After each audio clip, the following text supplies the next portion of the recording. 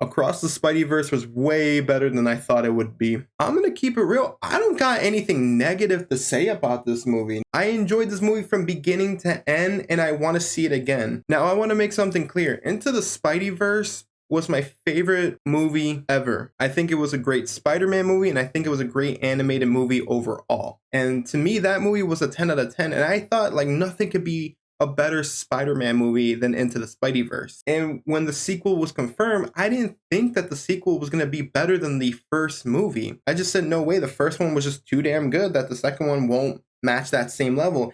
And I was wrong. The sequel is actually even better than the first one. Hell, I like this movie more than No Way Home. And now I'm very excited for the third film. Now look, y'all, I'm gonna give y'all a spoiler warning. I don't know how to really break this movie down without getting into some spoilers. So this is your warning.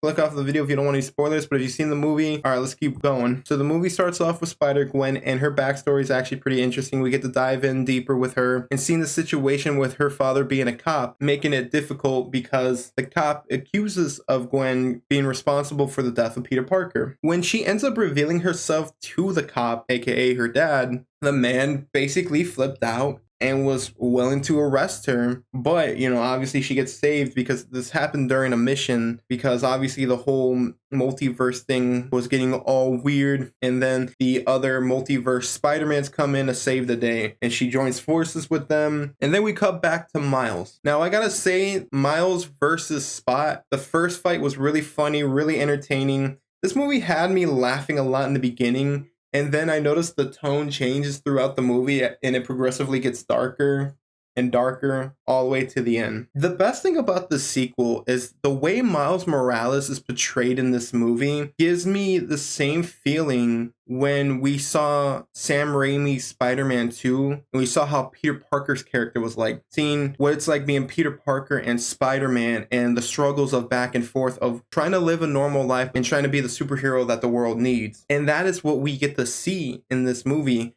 Miles doing his best to handle school, family, his personal life, and yet trying to be Spider-Man, trying to be the hero that everybody needs. And I feel like this movie did a good job executing that. Now, that moment where they're in that dimension where they see all the multiverse Spider-Mans, I thought was a very interesting one. And then seeing some live action characters, I thought was a really cool thing to add in there, because it wasn't something I was expecting for an animated movie. And getting the chance to see other timelines and then other universes of Spider-Man's live action and animated, I thought was a really cool concept. And I'm glad that I got reference in there. This really felt like the ultimate Spider-Man movie for Spider-Man fans. Like, there's just so much to love about it. One thing I actually forgot to mention was the animation styles that changed throughout the movie to describe certain emotions that the character is feeling. I thought was actually really beautiful. Voice actors were amazing. The animation is obviously amazing. And in the last movie, I thought the soundtrack had nothing but bangers. And now in this movie, I can actually say the same thing. You know, we got both really good ones going on. Now, when it comes to